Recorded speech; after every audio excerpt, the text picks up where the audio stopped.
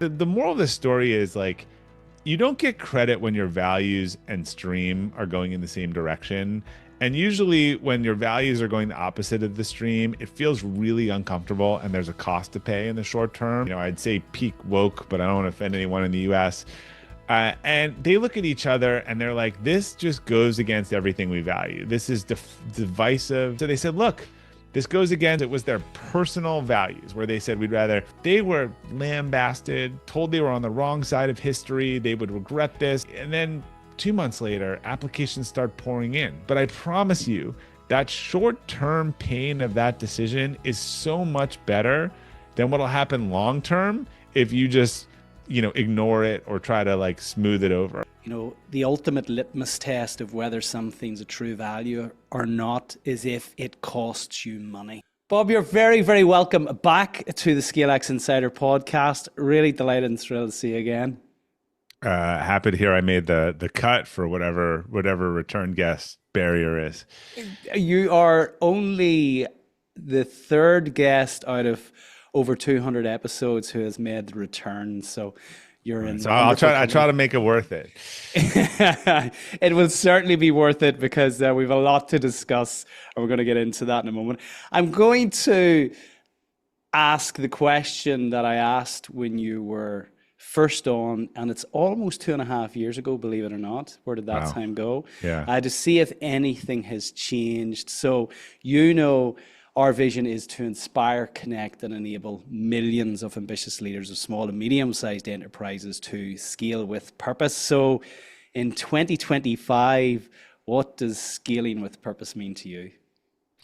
Yeah, I look at the world now, and this will get to the topic of my book, and I see that we are very tribal and very influenced by what other people are doing and thinking and around us. And so I think if you want to scale with purpose, then you need to figure out who you are and what you care about and what your purpose is, and tune out the rest of it, and decide, who you want to do that work with and not, and not be brought into all of these things that we don't care about, or joining these causes that we don't understand. And so I think for a lot of leaders, I always come back to the sort of, in a different way, the Gandhi quote. He talks about it as happiness, but I just think this principle of purpose and alignment is when what you think and what you say and what you do are all aligned.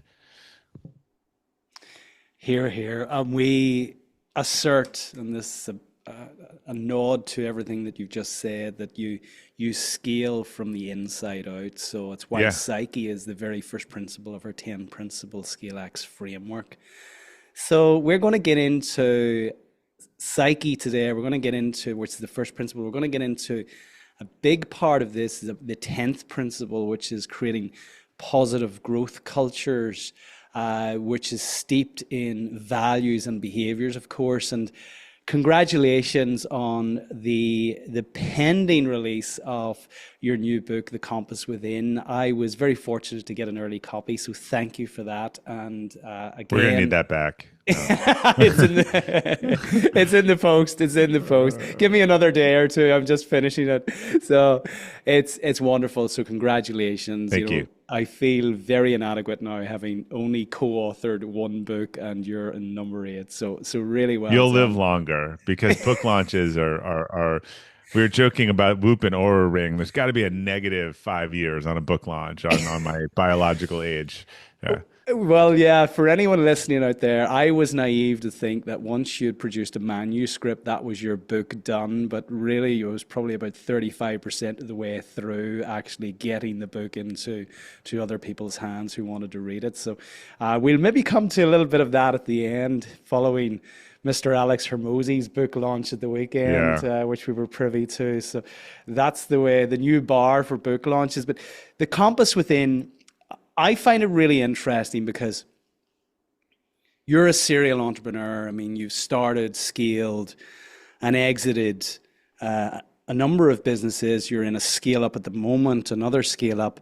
And often when I speak to leaders, they think of values as kind of the soft stuff. It's the kind of the fluffy stuff at the end. It's the, it's the cream on top of the cake if you get to that point.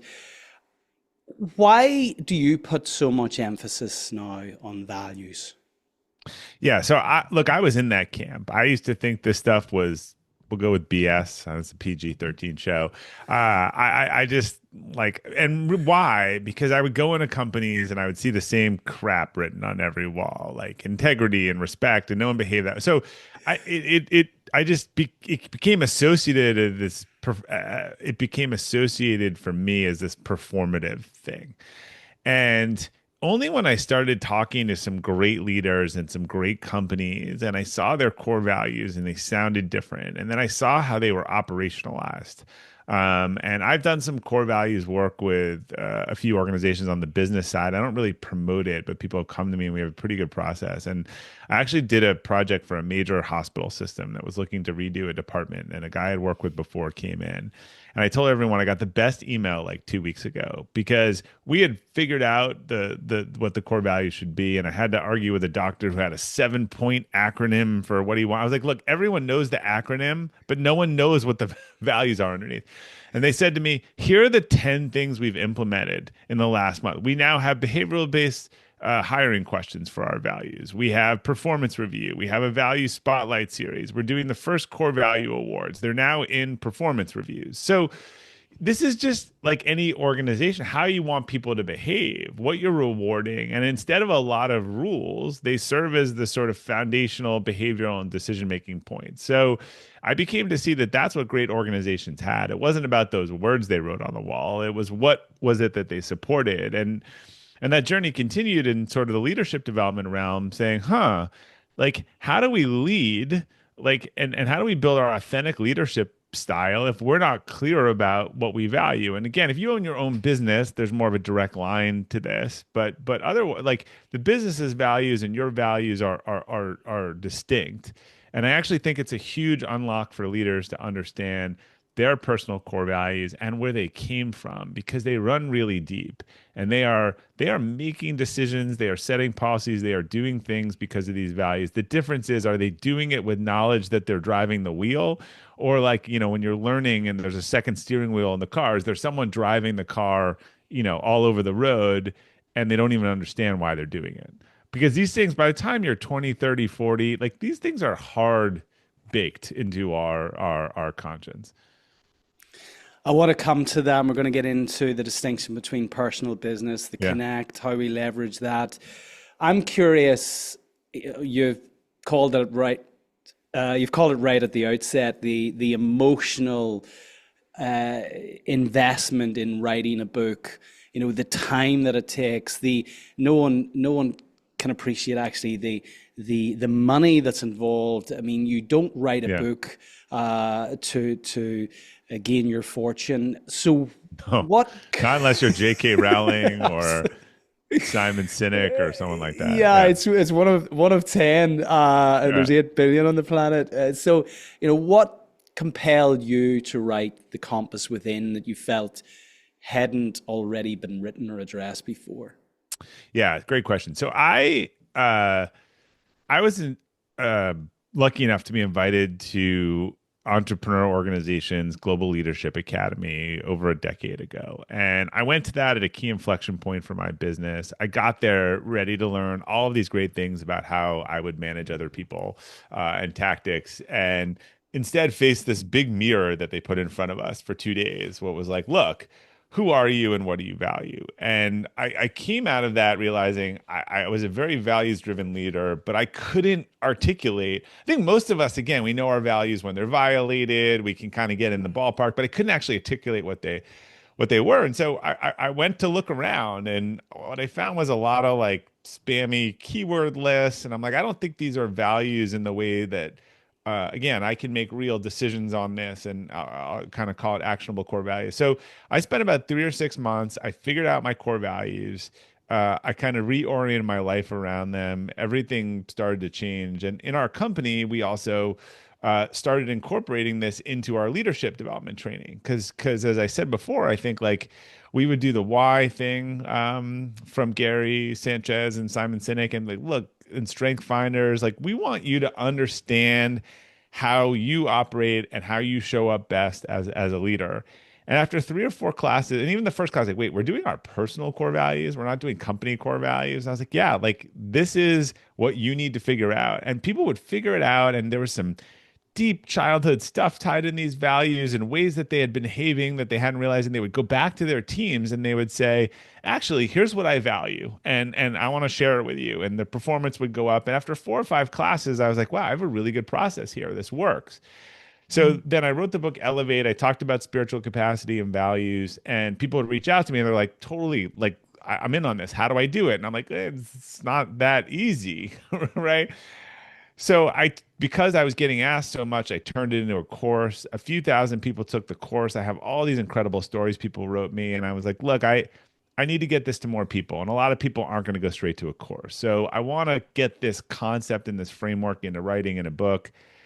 I'm not sure I would pick up a book on core values in the bookstore. So I need a different angle to introduce this to people. And my daughter was, I'm always challenging her to do things out of her comfort zone. And she was like, why don't you write a fiction book? She's like, you haven't read a fiction book in 20 years and you don't written any. And I was like, actually, like Parable is kind of a fiction, and I love Lencioni and Bob Berg and even The Goal. You know, one of the famous operational management books of all time is a Parable. And I was like, actually, this could work if I could show it to people and they understand what it looks like. And I've had multiple people who've read the preview copy and they're like, God, I thought you were talking about me in that conversation or my relationship or my work or otherwise. So Jamie's just a vehicle for us to see these points. And I talk about the big three in the book, like our job and vocation, our community, and our partner, to see these connects or disconnects or familiar things that we've had. And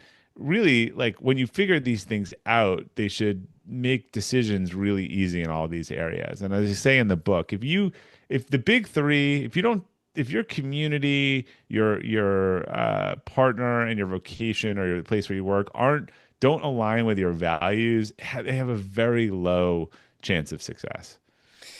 Yeah, I mean, you call it right out, and just for the benefit of our listeners, it is such a wonderful read. I still have to finish it. I love parables. You've called out a couple of wonderful authors there. Bob Berg, we've had in the show before.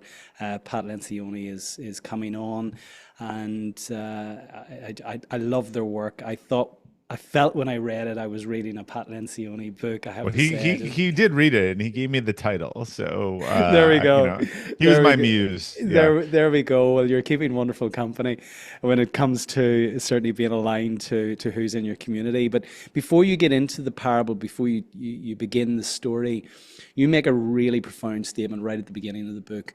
In my own life, figuring out what matters most to me and shaping those insights into defined values that I can consistently reference have been the very foundation of my personal and professional development.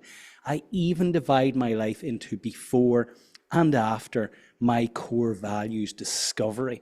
That is so profound. I mean, it's so bold. Tell me more about that, but please Yeah. share what your core values are, first of all. Let me. Well, I was going to answer. Well, so my core values are to find a better way and share it. That's my dominant core value. Health and vitality, which is sort of elevated for me, and we were talking about some of these things as I get older. Self reliance, which has been since I was like 2 years old. Respectful authenticity and long term orientation. So, I mean, we'll get into the core validator, which is sort of the framework behind this later. But as you can tell, they're not one words. They're very distinctive. They mean different things. They're super helpful in decision making, and they've shaped a lot of the sort of company policies. The epiphanous moment that led to that paragraph was, I think, 3 or 4 years ago. I was speaking, and someone was reading my bio, my normal speaking bio, and they said Robert Glazer is the founder of Acceleration Partners and the CEO.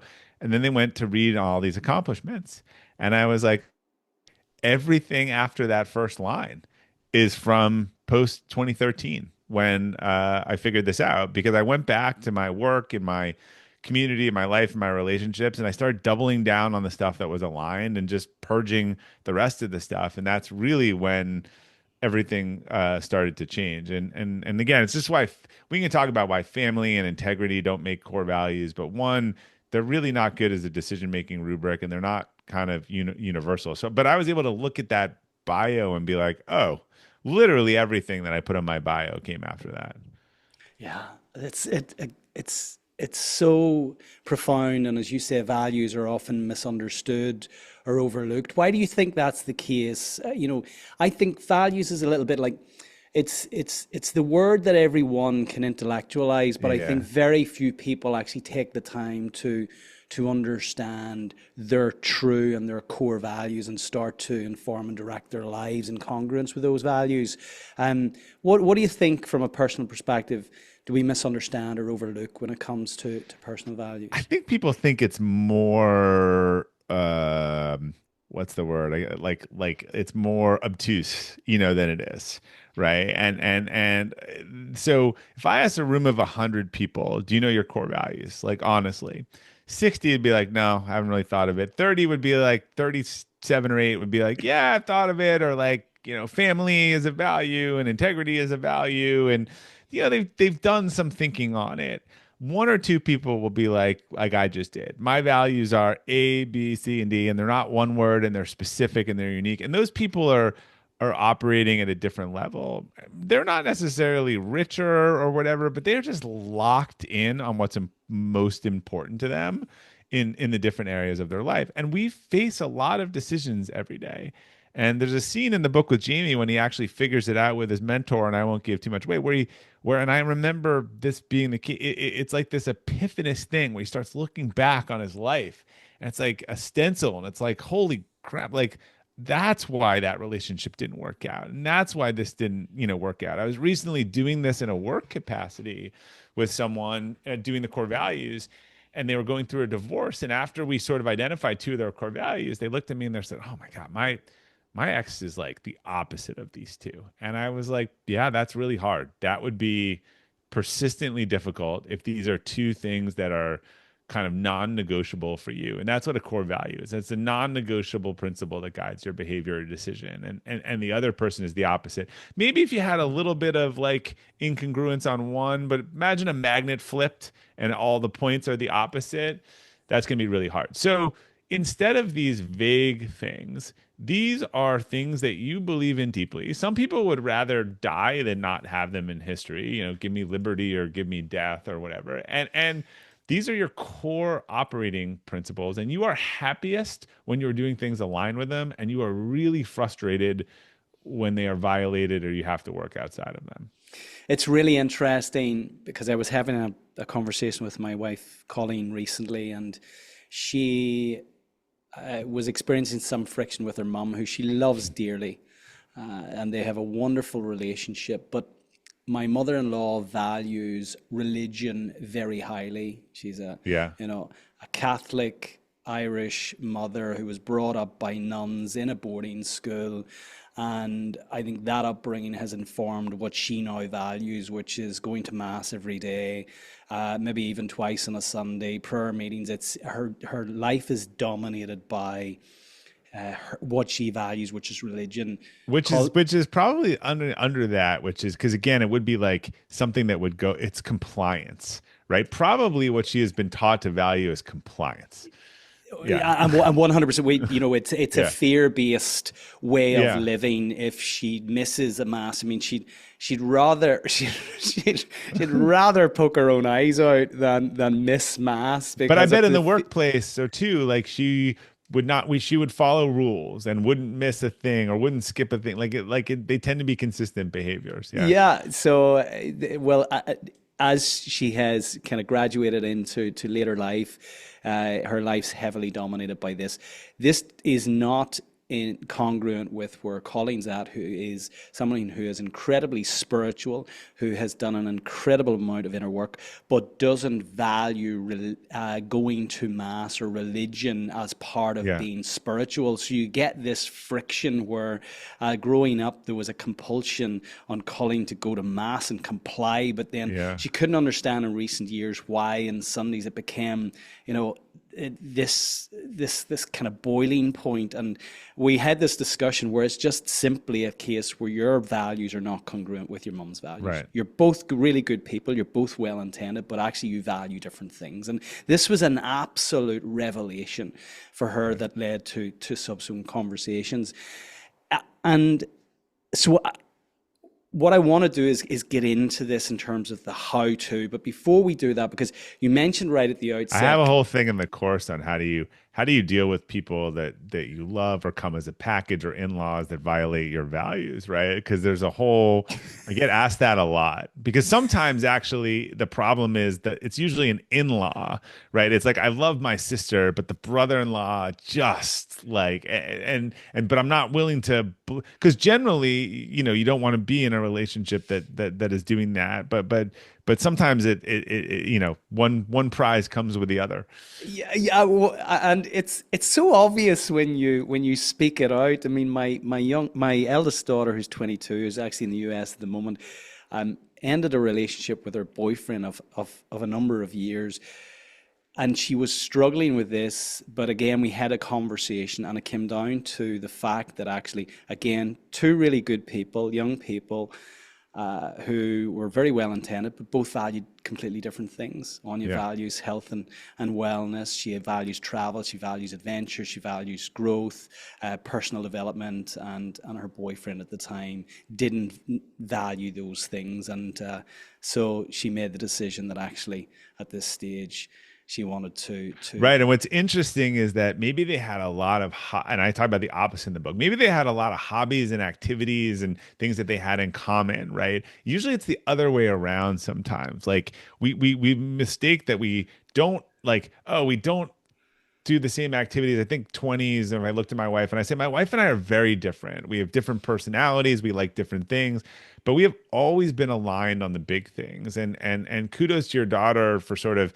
she's getting to the age where my daughter's the same age and she was in a relation. You have to look and you say, look, like this is like, it's either this is it. Like we keep going, this is where it's going. So I have to kind of make that decision. And that's important, right? Imagine someone whose whole thing is about, and maybe they overcame cancer when they were little, right? And so their whole thing is about living for the day and living in the moment and doing the moment. And then imagine the other person whose whole thing is more like long-term orientation and saving and focusing on the future. Like that's really hard. Those are different orientation. If you both like to play tennis, that's still not gonna, this person's gonna be like, let's go spend it all and go pick up and move all around the world. And the person's like, let's plan ahead. Because you know what? I had a parent who never planned ahead and I always had to do it for our family. That's why these things run really deep and they're our operating system. And it's like trying to run Mac software on a Windows hardware, right? That's where the problems come into play.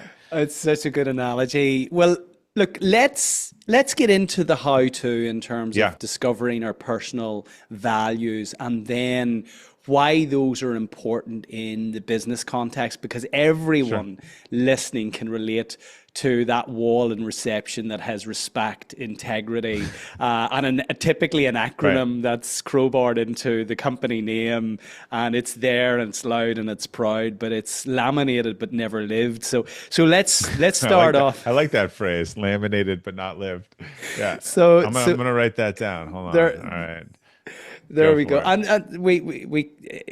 we all know and we're all guilty of this as well. So let's start at a foundational level. How do we discern what our personal values Yeah. are, and And then if let's go if to you're a business owner on this, you may or may not have your company core values. I would actually argue that if you did this exercise first, you'd have more clarity on what the company values should be. Although they should rhyme, but they shouldn't mimic because you can't make everyone else have your, personal values. But obviously they need to connect, right? You could draw dotted lines from a lot of our policies. Look, I have a core value of respectful authenticity. My whole book and policy on how do we eliminate 2 weeks notice and TED Talk is sort of geared around that. So you don't have to write these all down because I will say if you go to robertglazer.com/six, SIX is the 6 questions. So the process starts with these 6 questions. And so I would take 6 pieces of paper. And again, you could read the book and kind of watch this. Some people like to watch it versus the exercise. And so, like one of those questions is, what non-work environments are you highly engaged? And on the site, it gives you some more examples, like explain like what's happening, what's going on. So these are free form answers. You could say like, I love being at church, or I love volunteering when they let me do X, Y, and Z. Another question: what help, advice, or qualities do others come for you for? So you would basically exhaust on 6 pieces of paper the answers to these questions. These are behavioral based questions designed to kind of take a look at when you may have been going against your values or going with them, and they get personal and professional. And this is the very speed version. When you're done with this, what you then do is start to look across these lists. And if you imagine you had crayons, and it's cool, people have done this exercise and they post it on LinkedIn and tag me, with a cup of coffee. And even if you want to don't do the whole thing, if you answer these questions and you look at them, you'll be like, huh, the notion of freedom comes up like 4 or 5 times. Like I didn't see that. So you take a couple of different crayons or markers and you would circle all the concepts that sound the same or similar, and you would regroup them onto new pieces of paper. And these would become the themes that will eventually kind of become your core values, because I've asked you the same question 6 different ways. And so you're going to have these answers that start to look really similar. Oh, environment where I could do what I wanted, environment where I was independent, boss who didn't micromanage me. Like, okay, so clearly there's like a independence vibe in here. So that's how you start getting to the theme. The process is really unique, is what I call this core value. And we pull in some of those keywords then, but the keywords are like, okay, what's the summary of these stories? Is it about respect? But we do the keywords after we get that. Most people then get way too focused on naming their core value the right thing versus not having the right theme. So I have this thing called the core validator, and this is sort of what determines like a good core value or a not core value. So the first question in looking at those themes is could I use it to make a decision, past or present? Because that's how an actionable core value is too. So, if it came out with, hey, this looks like it's a freedom and flexibility thing, like, yes, I could use that concept to say I should choose a job that gives me autonomy, or I should choose a family vacation. Like I shouldn't go on a cruise that's all pre-prescribed if I'm someone who likes freedom and flexibility. The second question, and this is the most important one, and this is where I get the most important insights. And if you have a sense of a core value, I could test this with you. But when you imagine the opposite of it, does it strike a nerve?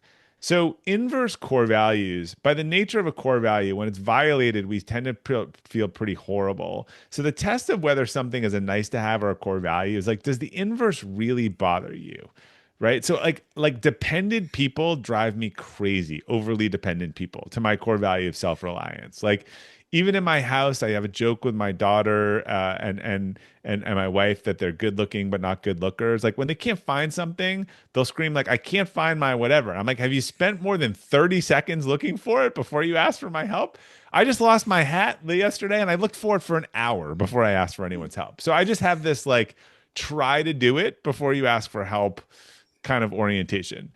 So that's an activity. So the opposite. So if someone tells me, if I'm, their core value is trust or whatever, and then I'm like, well, how is it when someone breaks your trust? And they're like, they're dead to me. Like, there's just no, the opposite is a super good test of whether like that drives you crazy. When someone tells me they're like 3 or 4 core values, I will envision, I will say, you're at a party and you're talking to this guy, Brendan, and I'll make the avatar the opposite of all of those core values.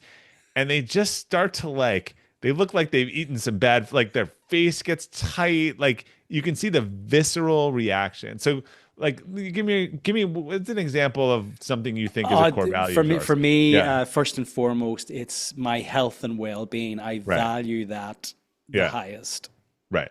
So you're at a party, there's some 400-pound schlob who's falling over and is like, Brendan, dude, let's do another shot and cigarette. And they're like, oh, my healthcare cut me off. And like this is like, I got to get out of here. Right. 100%. Yeah. 100%. Otherwise, I'm going to get myself in trouble because I'm going to Yeah. say things to this gentleman that Yeah. I might regret and might upset him in communicating those things. And we have a family value of be healthy. And so here's an example. So, when, one of my kids was skipping a meals, hey, that's not healthy, right? Instead of a rule. Or when the other kid wanted the fourth cookie, hey, bud, that's not healthy, right? So like we're talking about that in the context of the values, which cover a lot of rules. So that's the I got the right theme. So if I can make a decision on it, like something around again health and vitality, could I make a decision on that? And is the opposite strike a nerve? Okay, that's fine on the theme. Then when you're trying to get to the phrase, is it a phrase more than one word? To be differentiated, it has to be a phrase. And I like things like that are 2 to 3 words and are kind of action oriented. You know what they mean. And then could I objectively rate myself on it? Same as in a company. I think this is the same test. Like, could I say I'm doing a good job on this or I'm not doing? At the end of the week, I'm like, you know what? I was really freaking tired and I wasn't healthy and I did a bad job on it this week. Like that's how those 4 elements are a core value that you can use in your life for decision making. I love that. I mean, I had a 20-minute conversation with one of my team members this morning.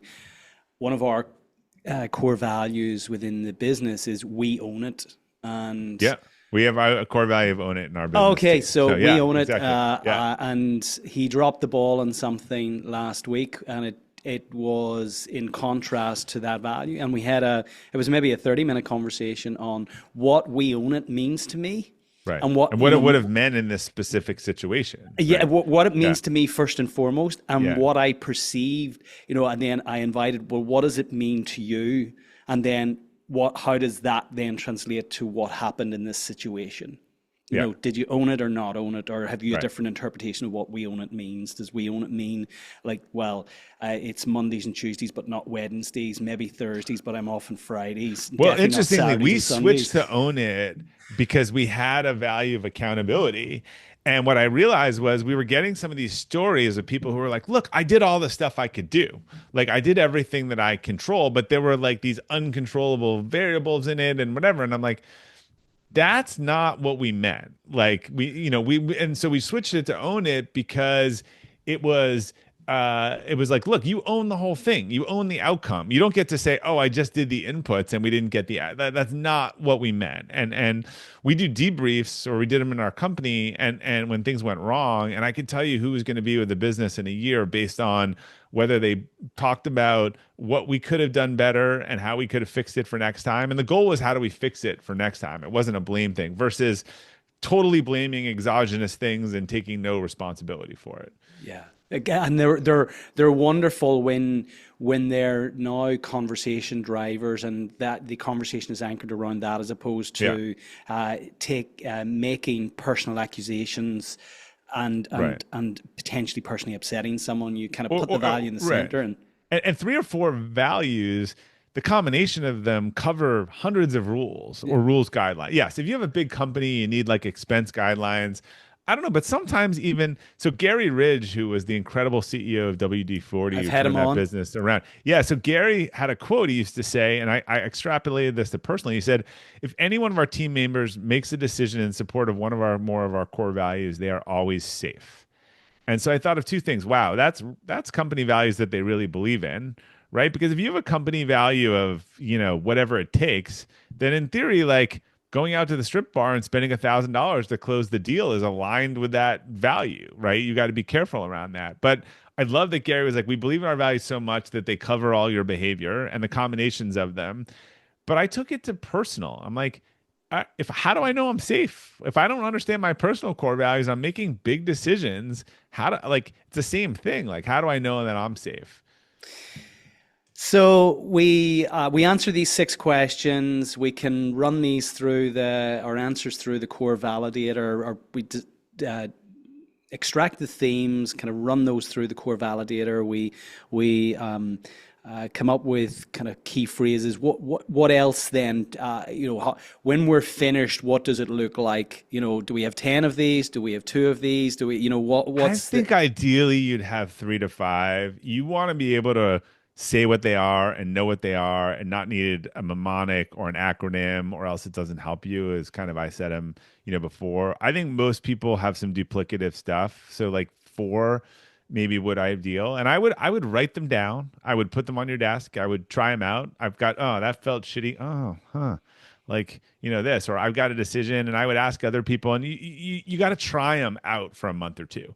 And then you'll be like, you'll find some bugs in them, like accountability versus own it. And you'll play with the language. You're like, no, it's health and vitality. Like I need to be feeling good and making healthy decisions. Right. That is, that's really kind of where the rubber meets the road. And then I think over some time, you kind of polish them off, but I would leave them there on the desk, and I would refer back to them. You're like, oh, that felt really. I was doing this for one of my forum mates, and they were dealing with an issue with and I can't remember now how they worded it, but they were just dealing with someone who was very non-opaque about things, and it was really bothering them. And actually, like they were both situations where there was like some integrity question, but in one of them, the person was like everyone knew what the game was, sort of, and in the other one, the person was saying one thing and doing another. And I was like, why is this one bothering you more than this one? They kind of sound similar. And actually, when she finished her value, it was like, it was either say what you mean or be authentic, or it was like something like say what you mean. And in this situation, the person was telling someone one thing and they were doing the opposite. And that was just, both were a little sleazy, but one was like openly sleazy and one was like, and it was so interesting how that one was really driving this person crazy. And it was like they ended up, their value was like, it was either be authentic or say what you mean or whatever it is. And this is why like integrity doesn't work. There's 10 definitions of integrity. They all mean different things. Some people mean tell the truth. Some people mean do what you like, say what you mean. For a lot of people, like, they're fine with people who are direct or openly aggressive or whatever. You wouldn't correlate that with integrity, normally. So it's really important to do that. I'll come back to the other one too, family. Okay. So a lot of people, probably the number one thing people say, family is my core value. And my answer is, I don't think family can be a core value. I think it can be a top priority. But the issue with family is, how is that helping you with your friends or work or otherwise? Right? That is a very specific thing. I think there is something underlying family that is actually how you show up to your family. It's how you show up in the workplace and otherwise. And there's different roots. So it could be something around trust. And the family is a unit of trust, and it's a small group. And that's how you show up in the workplace. You either trust or you don't trust in your friends or whatever. Maybe it's like always be there, right? Like or show up, or your presence matters, right? And so why you said family is because you always show up for those that matter. And so that should look like how you look like a friend. It should look like in business. And it should help you make a decision. Should I go to the funeral? I'm really busy. I'd have to miss a thing. Yes, because I'm a show up and your presence matter person. Should I be there when we do the layoff? Yes. So that's why family does a disservice, because there's actually a value, and we probably could get into a 2-hour discussion about your wife and family, and right, they all say family, but they all have probably different definitions of the value underlying family. And that's why it doesn't work as a value, because I think it's missing what's lying under that. And the root is very different for different people. Yeah, I'm smiling as you say that. Come back to our company value of we own it. The other two actually are we win together and we are unapologetically ourselves. But the we own it actually, for me, covers off my responsibility as a husband, as a father, as a son, as a sibling. There are certain things that I must own in those respective roles, which really covers off, like, I know what I have to do as a dad. I know what I have to do as a husband. I know what I have to do as a sibling, as a son. And so actually the we owning it is actually deeper than what I thought. I never mapped that to my personal values. So let's just, before I kind of slip into... And that's how it helps you with decision making, right? Should I do this or not do this, right? Like, Yeah, exactly this. And this is, so that's what I wanted to come to before we kind of make the connect from personal to business is how do we test drive these? So we've got now our Yeah. four values. We have them now on post-its on the table. Yeah. How do we take them for a test drive? What what Yeah. what should this look like now? Over the coming weeks in So look terms of. look look for three things, right? Highs, lows, and decisions. Right. So highs, like this feels awesome. This feels super aligned. I'm spending all night doing this for free. Like, why? Like, is it solving a problem and I had a core value of be a problem solver or whatever it is. Lows, like, oh, that interaction with that person was terrible. Like they just rubbed me the wrong way. I had the heebie jeebies. Now I'm looking down for like, opposite. Like clearly that's the opposite of one of these values. And the last one's decisions. Again, I have a really difficult decision, and someone was saying to me, the partner at a very prestigious firm had taken the course and reached out to me, and I had a group coaching thing, and he was the only one on it, so I got to talk to him, which was cool. And he's looking at a new job, and we figured out one of his values. I'm like, look, the company probably matters less than how your job is set up based on these values, right? Like whether you have the flexibility and independence, whether you can be someone who's bringing new ideas, right? So it's really like those decisions and look down and be like, can this help me? So I said that person who are they going to regret or not regret, going to the funeral? If they were a just show up person or be there, then they're probably going to regret it. And then there's also decisions where we can talk about hierarchy, but where your core values are in conflict, and those are some of the hardest decisions. Well, we get into that in the context of the friction with maybe your personal values and what's happening at a company level. But the vast majority who are listening to this show are leading SMEs. So we have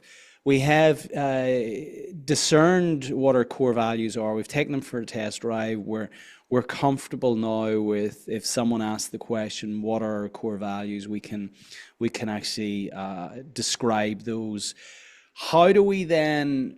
How do we as leaders who have actually discerned our own personal values? Yeah. How do we create our company values, given that now we're talking about tens, hundreds, maybe in Right. some instances thousands of people, and ensure that these are actually guiding what we want in the context of our vision for the future here. Yeah. So you've probably been hiring people filtering for values without knowing it because you do that by gut. If you're a trust person, like, does this person seem trustworthy? I think the right time for company core values is kind of around 10 people because what you have to do is have enough people where you look around and say, okay, what are the DNA traits that we all have? And again, if you've hired correctly, you've probably already been hiring for this. Like we had a company value of excel and improve, and almost all of our people in doing their personal core values had some learning value, had some learning and get better. So it wasn't surprised that they were drawn to it. But the difference with an individual is like, look, I'm the center unit, and then I'm the sun, and then these are the moons around the sun are the values.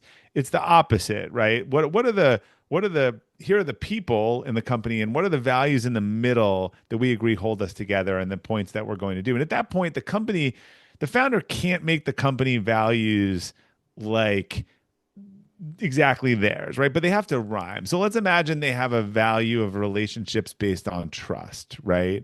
That's really important to them. There may be a company value that comes out of that, like we are as good as our word, or we always keep our word, or something that would fulfill that, but is more specific that you can ask people to sign up to, rather, because a lot of people may not be totally different by trust, but they can sign up for like I am someone who like keeps my word or honor integrity. So you should find some direct connections between those, but you should not try to carbon copy your core value. You should wait till you find the different personalities that you like, and then you're kind of like, what's the DNA that sits all in the middle of us, the shared DNA that we like, and then you'll be really happy about your environment. And by the way, don't put them on the wall as much as interview them, put them on the performance review, tell people, and you've probably had this. I'm like, people own it sounds great to people, right? They like that in theory, but in the interview process, this is what own it looks like at our when you uh, mess up, you write a debrief, you do that. Like this is what if this isn't you, you won't like it. I can tell you that right now. Yeah, I love that from creating that golden thread between your personal values and your company values. They don't have to mimic, but they should rhyme. So we Right. Yeah. should be able to see that thread. So let's get super practical. In terms of crafting those company values, who is that? Is that done at board level? Is that senior leadership? Is that the entire company? What does Yeah. that look like practically in terms It's of coming up with? hard to do without facilitation, right? Either working with you or an EOS coach, or I've done it. Like this is very hard for people to do for themselves. It's like a cobbler's kids program. So when we do it with companies, we interview all the employees, we ask them enough questions to extract that DNA stuff, and then we come back to them and say, we synthesized it and this is what we heard. And then here are the ways that you can word this concept, to make it actionable. The team can do it themselves, but I find like people have a hard time. I can't do my own marketing. Like, and I'm a marketing agency. Like, it's just like a cobbler's kid thing. But that is the Jim Collins has a exercise called Mission to Mars. It's sort of a well-known one where you make kind of a list of the qualities of the people. But then you could, well, they're different. You could run it through that same test, which I think would be helpful. Like, can I make a decision on it? Does the opposite of it cause us, discomfort? And can I rate myself, on it as a more than one word? Those are really good like because it should be on the performance review. It should be on the interviewing when you're having a discussion that, Caroline's not going to work out at your company, Brian. It's going to be like Caroline, like would just like we've talked about the own it thing a lot, and I just don't think you're ready to kind of meet that standard. You don't doesn't feel like that's something you want to meet the level of what's required here, right? That's when the values are real, because then that's as much of a performance discussion as anything. Yeah, I think a wonderful question for people to ask once they have had an opportunity to work with someone for at least 6 months, you know, longer the better. But given what I now know about this person, would I rehire this person with a hell yeah? And Yeah. if it's a hell yeah, why is that the case? If it's a no, I wouldn't, why is that the case? And what distills from that question is ultimately what you value. You know, we thought they would be high energy. We thought they would own what we were trying to do here in terms of the outcomes. We thought they would be much better within the team than what they are. You know, you're gonna get a sense of why it's not a hell yeah or why it's a hell yeah. Have you any other kind of questions or things that we should be pressure testing in relation to kind of cracking open our values, Bob? Yeah, I mean the same thing in the create behavioral based questions, right? So if you guys are similar to us, like it should be tell me about a time when it got really messy, and you had to take responsibility and what happened, right? And people will show their sort of colors. And when you and I learned from one of the best interviewers in the world, which is Jeff Smart, who runs GH Smart. Yeah, he's been on the podcast. Yeah. Yeah, so I'll just run through your greatest hits. That when you codify a question in the past, it gives people to answer as if the rules don't apply anymore. So tell me about that time 5 years ago. What happened? Oh, well, I was kind of a jerk in that situation, right? Or I did this, or back then, he uses the word back then. Tell me what happened. So people are pretty honest in doing that. So again, you have a particular audience. I think the small businesses, the best thing and before the company could figure out its core values, the best thing that the owner could do is know theirs, because then they're going to be able to be thinking about those as they're interviewing and asking questions like, look, this is like a kind of a marriage. I at least want people that are generally, aligned with my with my values, right? You have this personal responsibility one, or own it, or whatever it may be, that's consistent. Like you don't want anyone in your life or work that doesn't, that ducks and runs from things, right? That's just going to be a true thing for you. But I do think it can't be pushed down. Like family values should be done around the table. You have to get to sort of 10 people in the company. One of the things about my process on this that is, and again, this is different from the book, this is done differently, but I think where all the people, I come to these companies and I'm like, look, I know you hate this core value stuff as much as I do. You think it's crap. You had a consultant, like they came back with your I get all of it. I give you all of that. What's really different is that I'm interviewing you all for an hour and my team. I know the questions to ask you to get the answers I want. You don't even realize you're giving to me about what it is that you really value in your colleagues and what you hate and what the behavior are. And I'm synthesizing it and I'm coming back and telling the company what you're all saying about what you value. So we can talk about how we word it, but no one is handing you values. I'm telling you what you said you valued. And usually companies have two problems. They're the say-do gap. They're either saying stuff that they're not doing in their values, or there's actually something that they really value and that everyone can talk about clearly that isn't discussed at the level of a value. Yeah, it didn't fit neatly in the acronym. Correct. This guy tried to convince me in this medical system, well, I've got my heart, core value or whatever, HEART. I was like, the hospital had this eye care. I'm like, I asked everyone what they stood for and they don't know what they are. They just know the acronym. So this is the problem with acronyms. So let's take that before we move into the close. How should the values show up in the business in the context of behaviors and the different ways in which behaviors are encouraged, nudged, rewarded, checked in on? Yeah. What should we see now? I mean, you've referenced a few things in terms of performance reviews, feedback forms. It should be showing your values, should be showing up in the interview process. Where else should they be showing up in the business and in the context of actually shaping and informing behaviors? Yeah, look, we're all like kids at the end of the day. Like I'm training a puppy and it's like, here's a treat, bad dog, right? Like which behaviors get a treat and which behaviors get bad dog, which is running around and biting me when she wants to play, which we need to deal with. But so humans will behave in accordance to what is rewarded or what is shunned. That is sort of the simplest thing. And a lot of times what those things are not the things that are on the wall, right? We all know Enron at the height of its collapse had integrity and respect. No, it was take huge risk, do it faster than the next person, don't get caught. Like those were the actual things that's rewarded. So yeah, it would start with interviewing. It's in the interview process, behavioral based questions tied to each of the core values. Tell me about a time when you demonstrated this or had to do this or whatever. Not do you like this core value? People said yes.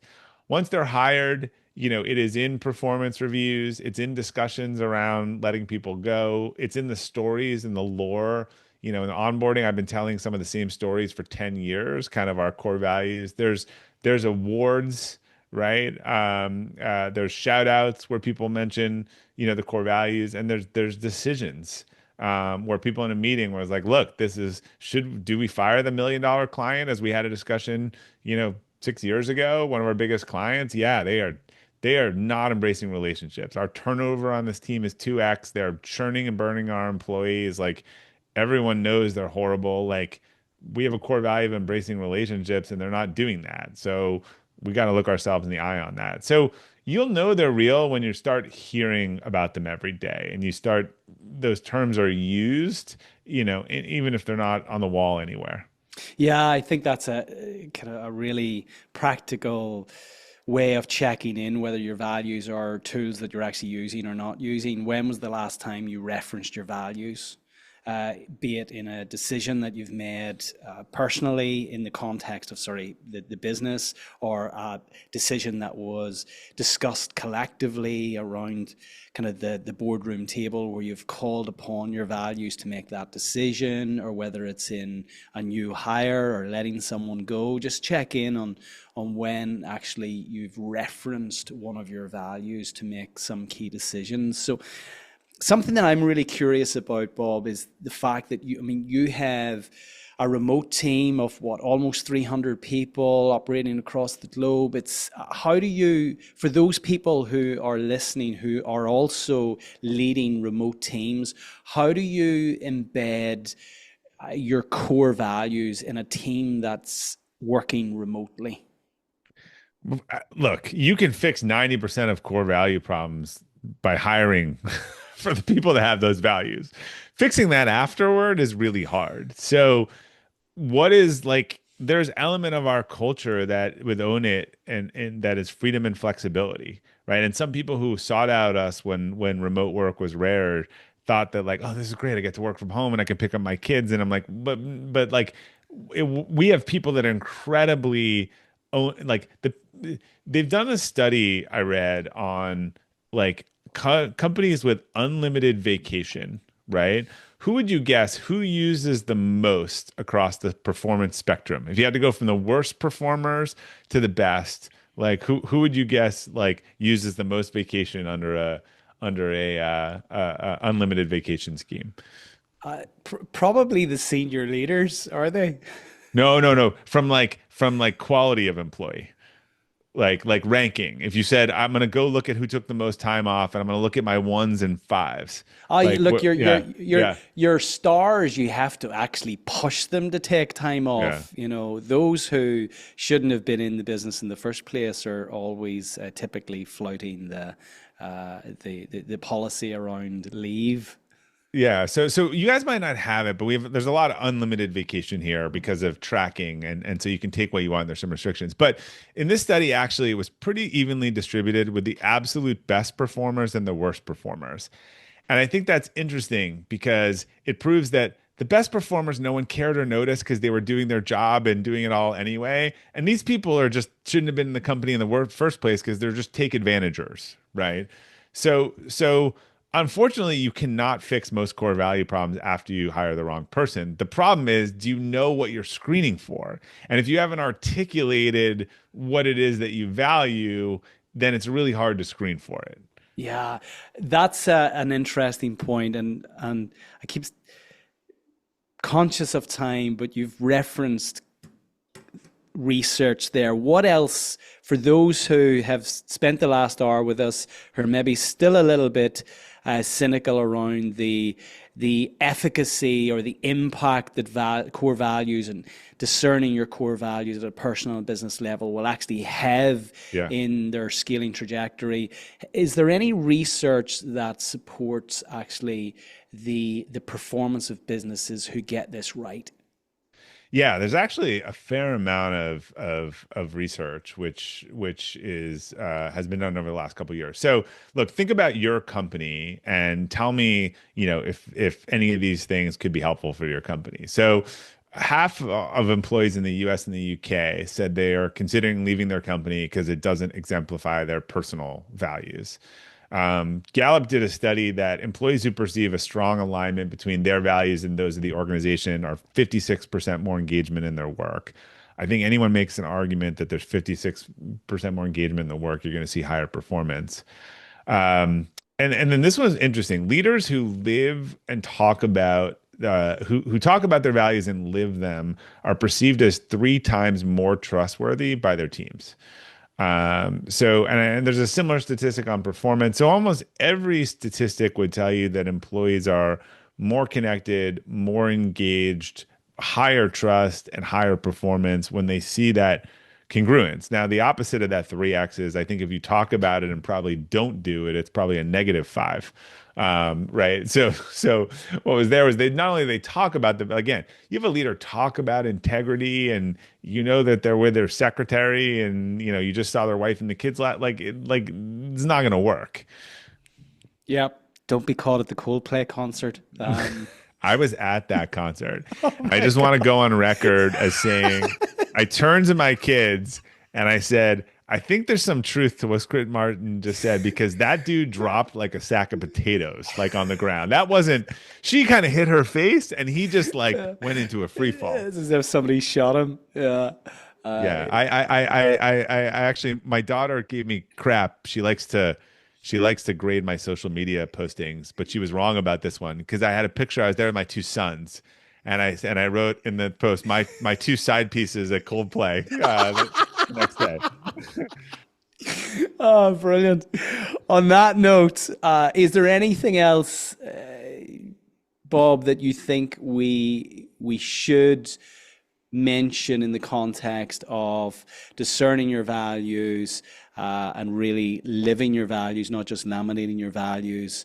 You know, I suppose what I'll couch this question in the Yeah. backdrop of please, folks, go and get a copy of The Compass Within, launched in what, mid October, is it? Yeah, October Bob? Yeah, 14th, October 14th. compass-within.com, wherever books are sold. Again, robertglazer.com/6, SIX, if you just want the questions. And if you don't want to go through the whole exercise, answer the questions. And either maybe the answers aren't interesting or you're like, oh, there's some good stuff here. Yeah, brilliant. Well, we'll put a link to that in the show notes, and folks, yes, go and grab a copy of the book when it comes out in mid-October. So, anything else you want to cover off before we move into the close?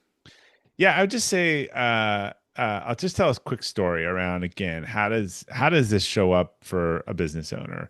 A lot of you might know the company Basecamp or 37 Signals. Jason Fried, you probably have hit him on your podcast, dude. David Heinemeier Hansen, they're both brilliant and they're very values oriented people. And they've done the opposite. They have not raised venture Yeah. capitalists. They were remote before people were remote.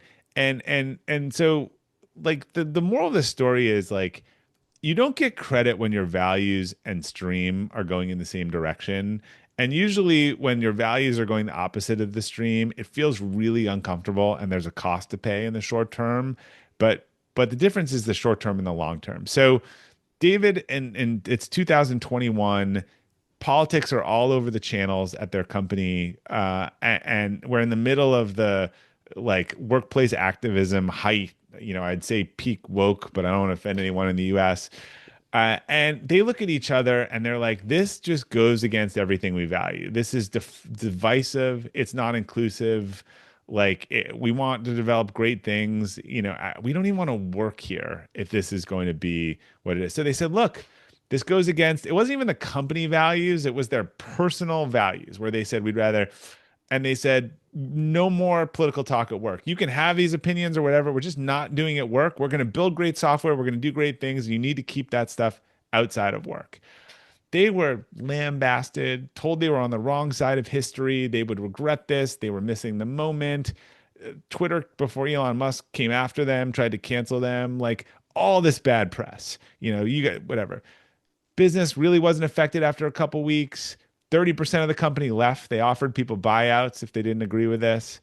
And and then 2 months later, applications start pouring in. Turns out there's a lot of people who don't want to work in a politically, toxic environment. Well, fast forward 3 or 4 years, these guys are having their best years ever. They're the most profitable. They've got employees who want to be there, are happy with the no politics. They've separated work from this stuff. They're like, we build great software. We're not in the business of social advocacy, helping our customers.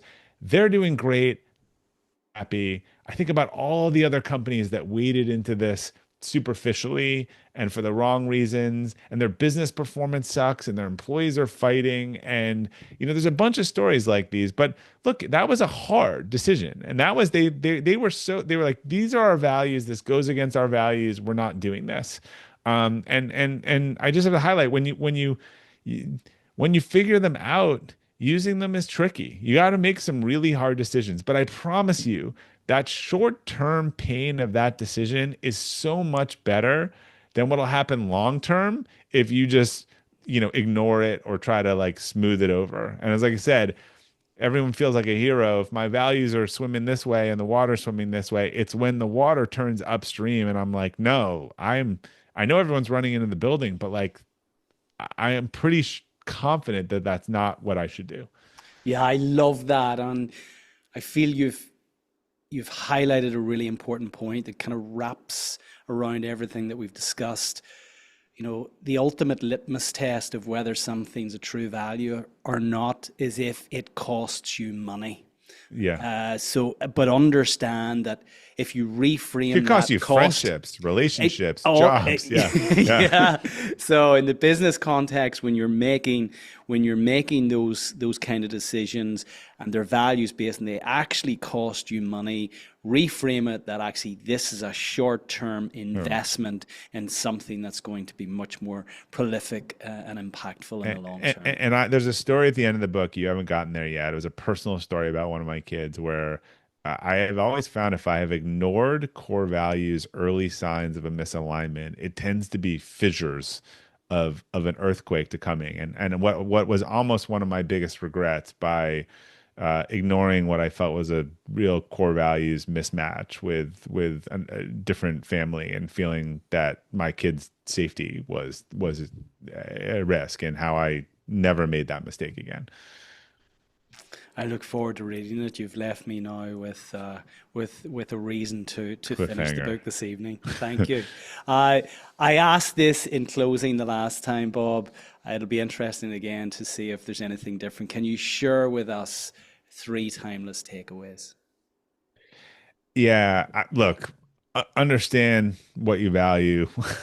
I'll do them in this. First, you got to understand what you value, make decisions based on those, and then be very careful of the company you keep. I think that's a big part of this. The 5 people, the Jim Rome, and the kind of 5 people you share with, because I think once you're clear about what you want, you'll be super clear about which communities and relationships are pulling you in that direction or pulling you away from that direction. Here, here, here, here. And once you're clear of what your vibe is, as guided by your distinct value set, then that vibe will attract your tribe, and it'll be Totally. so wonderfully enriching when that happens. And we've So, been, as I always say, the better example for your audience, if you're focused on health and you had a health scare, and because we forget about community, and you don't want to drink, don't live in Newcastle. Like, that's just not the right place to live. or Dublin. So there we go. Very good. Bob, look, the launch of the book is imminent.